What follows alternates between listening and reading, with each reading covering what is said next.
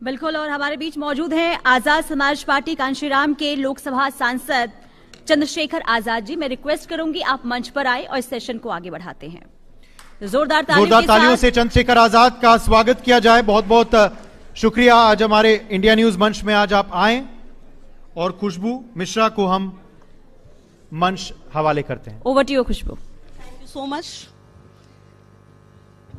कैसे हैं चंद्रशेखर जी आप? अच्छा। मैंने कहीं पढ़ा आपके बारे में कि आपने लॉ भी कर रखा है, अब राजनीति में भी आए हैं और इससे पहले जो है दलित भी आप हैं और वो राजनीति में आप उनकी आवाज भी बनकर सामने आए हैं। मतलब मेरा पहला सवाल ये है कि आपके लिए सबसे मुश्किल जो है वो कौन सा किरदार था जो आपने निभाया है और सबसे मुश्किल क्या था? सबसे मुश्किल है हार मान जाना। किसी ने कहा है कि हारता वो नहीं जो गिर जाता है, हारता वो है जो गिर के उठता नहीं। तो अगर आप में हिम्मत है तो लड़िए। ये देश कहां था और कितने साल गुलाम रहा मुगलों का, अंग्रेजों का, आर्यंस का, और आज हम लोग आजाद देश में। अगर हमारे देश के लोग हिम्मत नहीं जुटाते, क्रांतिकारी संघर्ष नहीं करते, बलिदान नहीं देते तो देश आजाद थोड़ा ही होता। ठीक है। तो मैं मानता हूं, मैं तो एक नौजवान हूं और नौजवान होने के नाते मेरे अंदर लड़ने की क्षमता बहुत है। और मैं किसान परिवार से आता हूं, ग्रामीण अंचल से। भारत गांव में बसता है और गांव के लोग प्रेम भी बहुत करते हैं, सम्मान भी बहुत देते हैं और अपने हकों के लिए लड़ते बहुत हैं। ठीक है। क्योंकि वो सबसे पहले जब खेती करते तो मिट्टी से लड़ते हैं, जिसको माँ कहते हैं। तो उनका लड़ने का स्वभाव प्रेम का होता है, झगड़े का नहीं होता। उसी मिट्टी से उसको पूजते भी हैं और उसी से खेती भी करते हैं, अपना घर परिवार भी चलाते हैं और देश का पेट भी पालते हैं। ठीक है। मायावती का फोन आया आपके पास? उठाया फोन उन्होंने आपका? नहीं, वो बड़ी हैं और नाराज हैं आपसे। मैं आपकी तरह उनको मायावती नहीं कहता। मायावती जी। हाँ, ठीक है, ओके। नहीं, तो अब मैंने फोन नहीं उठाया आपका उन्होंने? नहीं, अब मैं उनको फोन नहीं करता हूँ। अब मैं अपने राजनीतिक दल आजाद समाज पार्टी कांशीराम के प्रति ज्यादा काम करता हूँ। आपको लगता है कि अगर वो आप मतलब उनके साथ आ जाते तो कुछ बेहतर राजनीति उत्तर प्रदेश में हो सकती थी? नहीं, और अच्छी करेंगे, आप चिंता मत करो। अभी तो जुमे 4 दिन हुए हैं हमें। हम लोकसभा का चुनाव लड़े हैं 2 सीटों पे, एक पे हारे, एक पे तीसरे नंबर पे रहे। अब इस बार 27 में जाएंगे। 27 के बाद आपका मंच होगा इंडिया न्यूज का, आप अपनी बात सवाल पूछेगा, मैं जवाब दूंगा। आजाद समाज पार्टी बड़ी पार्टी होगी उत्तर प्रदेश की, आप देख लीजिएगा। ठीक है। आप नगीना से सांसद हैं। आपको लगता है कि उत्तर प्रदेश की राजनीति अब 2 ध्रुवों में बढ़ चुकी है, सपा और बीजेपी, या फिर तीसरे विकल्प की जमीन बनती हुई आपको नजर आ रही है, मायावती या फिर कांग्रेस? कौन? नहीं, ये सवाल स्पष्ट है। जिस पार्टियों की बात आप कर रहे हैं उनका तो एक अलायंस है वहां, और अगर उन्हीं के भरोसे लोग होते तो चंद्रशेखर कैसे जीत जाता? लोकतंत्र में जनता वोट करती है और जनता अपने मुद्दों पे वोट करती है। लंबे समय से हिंदू, मुसलमान और तमाम तरह की राजनीति देश में चल रही है। उससे बाहर निकल के सब लोगों को मिलकर काम करना पड़ेगा, तभी शायद। मैं एक उदाहरण आपको बताता हूँ।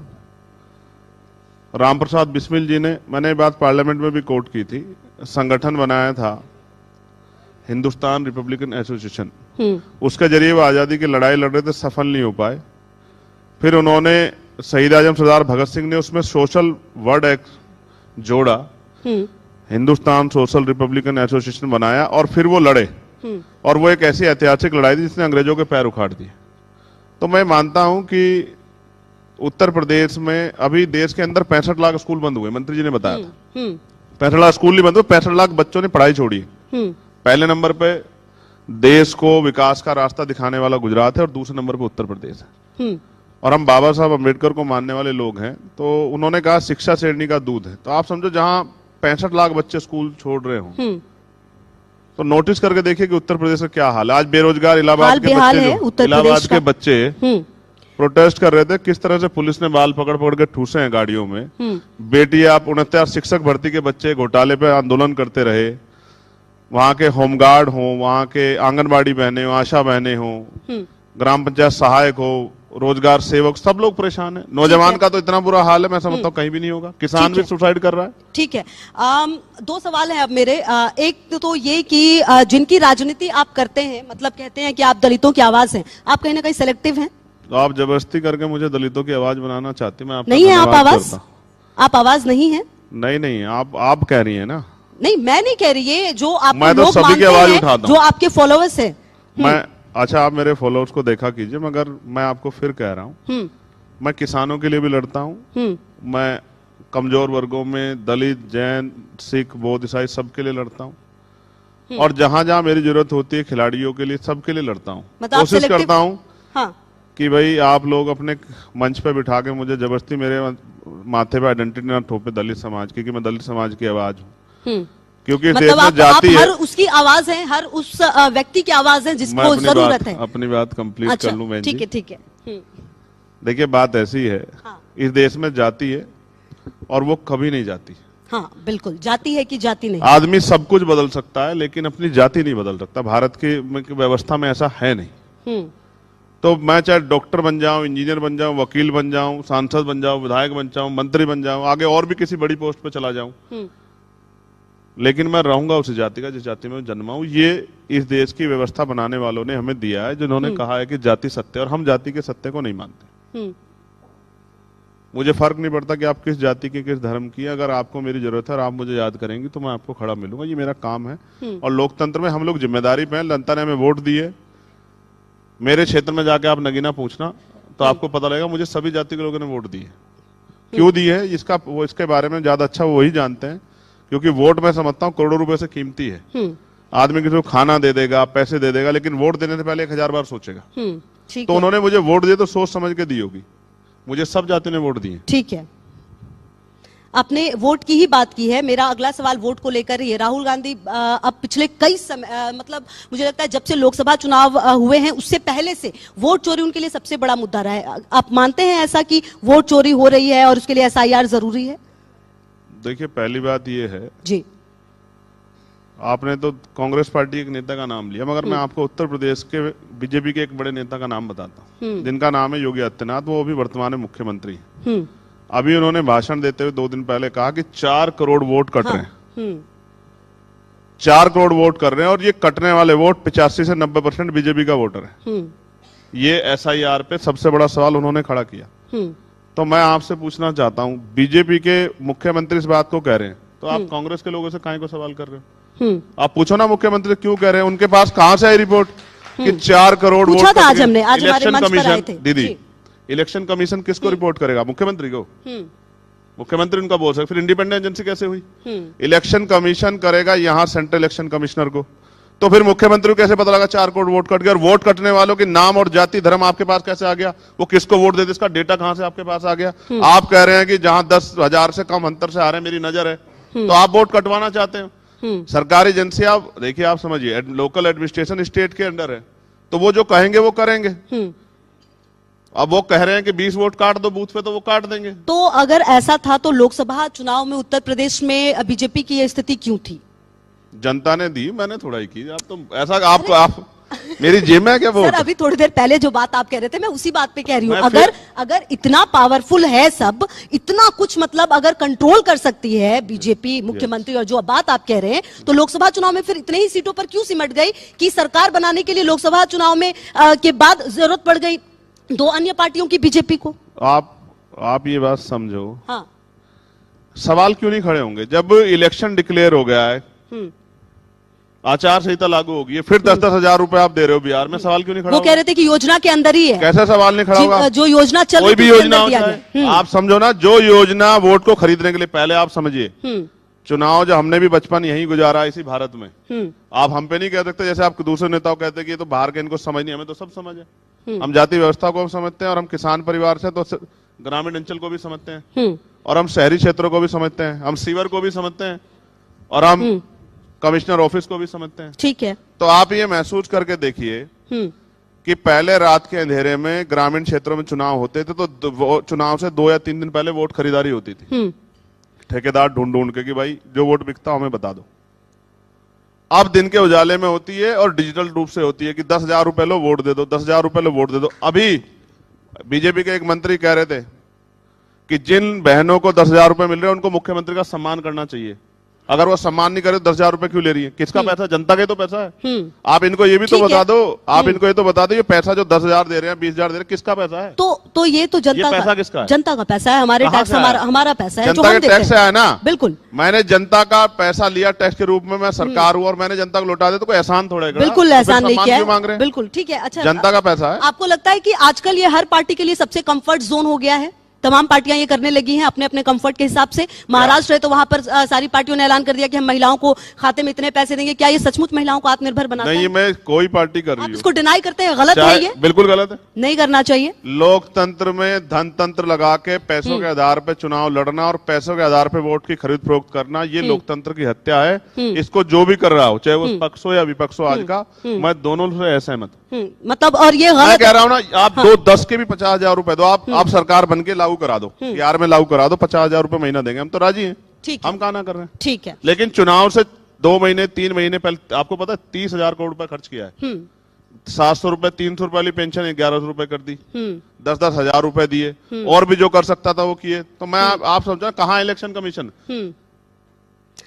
1100 करोड़ रुपए प्रचार में खर्च हो रहे, कहाँ इलेक्शन कमीशन? दिखता नहीं, आंखें नहीं उसके। तो सवाल तो खड़े होंगे ही। मतलब, लेकिन सवाल तो ये भी हो जाता है कि इलेक्शन कमीशन पर सवाल सिर्फ अपने अपने कंफर्ट के हिसाब से तमाम पार्टियां उठाती हैं, दिक्कत तभी भी हो जाती नहीं, है। हमने सुझाव भी दिए हैं, हमने सुझाव भी दिए हैं। हम इलेक्शन कमीशन दफ्तर जाते हैं, वहां कोई ढूंढा नहीं मिलता है। वो कहते हैं एप्लीकेशन कराओ, हम जवाब दे देंगे। अगर इमरजेंसी हो किसके पास जाएं? सरकारी संस्था है ना, जनता के तो अंडर में है ना, जनता के हित में है ना, तनख्वाह जनता के पैसे से मिलती है, तो जनता के लिए अवेलेबल रहना पड़ेगा ना। ठीक है। संसद का शीतकालीन सत्र चल रहा है। मुझे याद है कि मानसून सत्र पूरा हंगामे की भेंट चढ़ गया। 2 दिन सिर्फ शायद ऑपरेशन सिंदूर पर चर्चा हुई, अभी वापस वही हो रहा है। क्या जो लोग हैं उनके पैसे जाते हैं, करोड़ों करोड़ों रुपए संसद सत्र पे खर्च होते हैं, ये तमाम सांसदों की जिम्मेदारी नहीं है कि संसद चलने दे, वहां पर बहस हो अच्छे से तमाम बिल पर? दीदी, चल रहा है संसद में, हंगामा हो रहा है सर, हंगामा होता है संसद, इसीलिए हंगामा ही हो रहा है। आप सांसद हो? मैं सर, हम न्यूज देखते हैं, हम न्यूज कार्यवाही जब ठप होती है तो हम मैं बताते सिटिंग हैं। मेंबर बैठा हूं आपके सामने, मैं हाउस से आया हूं, मुझे जाके आप बोलना ये कह रहे है हैं सर कि संसद चल रहा है। आप अपने साथ कलीग से पूछ लो, मैं हाउस छोड़ के आया हूं, हाउस चल रहा है और अभी जाके मुझे हाउस में बोलना है, कैसी बात कर रही हैं आप? मैं ये अब आप सुनिए, सरकार तानाशाही करेगी तो विरोध होगा, ये लोकतांत्रिक अधिकार है, संवैधानिक है, इसको कैसे रोक दो? ठीक है, तो मतलब अच्छा, ये पहली बार हो रहा है? लेकिन अगर सरकार पिछले सत्र पूरा का पूरा सत्र हंगामे की भेंट, मैं तो सर पूछ रही हूँ कि ये गलत है या सही है? जवाब हाँ। दूं? अगर यही जो चर्चा 2 दिन अब कराइए, यही चर्चा पिछले सत्र में कराते तो हंगामे की भेंट कहां चढ़ता? हम ये जानते हैं, सत्ता और विपक्ष के लोग अपने यहाँ कंफर्ट से बात कर लेते हैं, कभी ये नहीं चलाना चाहते, कभी ये ना चलाना चाहते, नुकसान एट द लास्ट जनता का होता है। हाँ, और उस सत्र में भी जब ये भेंट चढ़ रहा था, तब भी हम कह रहे थे कि सत्र तो चलने दो, लेकिन हम ये भी जानते हैं सत्र चलाना सरकार का काम है। सरकार चाहेगी तो सत्र चलेगा, कितना हंगामा कर लो आप, चाहे जो बिल पास हो कराने होते हैं सरकार को, तो सरकार करा ही लेती, कितना भी हंगामा कर लो, चाहे आप सर पे उठा लो संसद को। ठीक है सर, अब क्योंकि ये सेशन जो है वो खत्म ही होने वाला है, मेरे कुछ जल्दी जल्दी मैं सवाल पूछूंगी, उसके थोड़े जवाब आप जल्दी जल्दी दीजिएगा मुझे। मैं पहले एक मिनट, मैं जब आपके यहाँ आया था ना, एक बहस चल रही थी आपके यहाँ, अच्छे सज्जन है, अपनी बात रखनी चाहिए, तो वो कह रहे थे कि जो वंदे मातरम नहीं कहेगा, तो आपको पता है वंदे मातरम आरएसएस के लोग नहीं कहे बहुत लंबे समय तक। उनसे आप कोई अच्छा आदमी बैठे तो पूछे भी, लंबे समय तक उन्होंने स्वीकार ही नहीं किया वंदे मातरम को। वो तो कहते हैं कि तिरंगे को स्वीकार नहीं किया। मैं कोई ऑफिशियल कह रहा हूँ, मैं कोई हवा में नहीं कह रहा हूँ, मैं तो पढ़ा लिखा वकील हूँ ना। इस बात पे पार्लियामेंट में डिबेट हुई कि भाई आपने क्यों नहीं स्वीकार, आपके कौन से अधिवेशन बोला गया? मैं तो कांग्रेस का वैचारिक रूप से बहुत समर्थक नहीं हूँ, मेरी पार्टी अलग है, लेकिन जिन अधिवेशनों में होता था वो शुरुआत कांग्रेस से हुई थी। उन्होंने, मैं कांग्रेस का कोई समर्थक नहीं हूँ, लेकिन मैं आपको बता रहा हूँ, अब तो मुंह पे सामने बैठ के झूठ बोलते हैं और मीडिया की मजबूरी है कि झूठ के खिलाफ। नहीं, मैंने उसके बाद उनसे पूछा भी। बताओ फिर, आप बताओ, तिरंगा क्यों नहीं लगने दिया उन्होंने अपने उस पर? नहीं, उस बात का आज जब हमारे पास आज जब आरएसएस के आए थे वो, तो हमारे साथ राकेश जी थे और उन्होंने इस पर पूरी लंबी चौड़ी बात की थी। पूरा आधे घंटे का सेशन हुआ था, उसमें वो कई सवाल थे जो आप पूछ रहे हैं, उन्होंने वो पूरे सवाल किया और उसके जवाब। इस देश में बाबा साहब की शव यात्रा निकाली गई, उन्हीं बाबा साहब के सम्मान में आज बीजेपी सबसे ज्यादा नतमस्तक होती है। सबसे ज्यादा अपमान किसने किया है बाबा साहब का? कांग्रेस ने, बीजेपी ने? जिन्होंने शव यात्रा निकाली कांग्रेस का। मैं कांग्रेस का ठेकेदार हूं, कांग्रेस के लोग कोई कम है क्या? उन्होंने बहुत पाप कर रखे हैं। जो जितने पाप करेगा भुगतने पड़ेंगे। भुगत रही है। मैं तो उनको भी कहता हूं कि जो आपने किया इलेक्शन कमिश्नर के साथ, सुप्रीम कोर्ट के साथ, वो सब अब बीजेपी आपसे सीख के कर रही है, तो काहे को रो रहे हो? जो आपने सिखाया वही कर रहे हैं। ग्लोबलाइजेशन कौन लाया, प्राइवेटाइजेशन कौन लाया, सब आप ही तो लाए हो ना। मैं आपको फिर कह रहा हूं, देखिए लोकतंत्र में वोट है, मैं आपको वो कह रहा हूं दीदी मेरी बात सुनो, इन गरीबों पे वोट ना होती ना तो इनके मोहल्लों में नहीं जाता कोई बड़े कुर्ते वाला बड़ी गाड़ी वाला, और इनके यहाँ आज भी सड़कें नहीं है, हम तो वहीं रहते हैं, हम जानते हैं।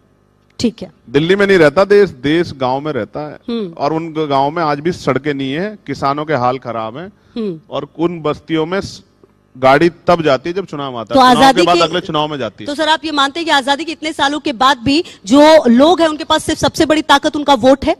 हाँ, वोट है। ठीक है सर, उनका वोट है, और ये वोटिंग राइट जब तक है, SIR करा लो या कुछ, मैं आपके माध्यम से कह रहा हूँ सरकार को जी, कितने ही तंत्र लगा लो, बाबा साहब अम्बेडकर के 4-4 बच्चों कुर्बानी से मिला वोट है ये।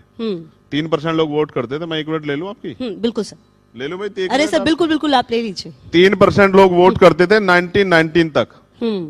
फिर चेम्सफोर्ड सुधार समिति बनी, मॉन्टेगन चेम्सफोर्ड। फिर उसके बाद ये हुआ तय, देश को जानना चाहिए कि देश में जो नए वो आए कि भाई वो टैक्स पेयर्स हों, उनके पास जमीन हो, उनके पास खेती हो, उनके पास व्यापार हो, वो पढ़े लिखे हो।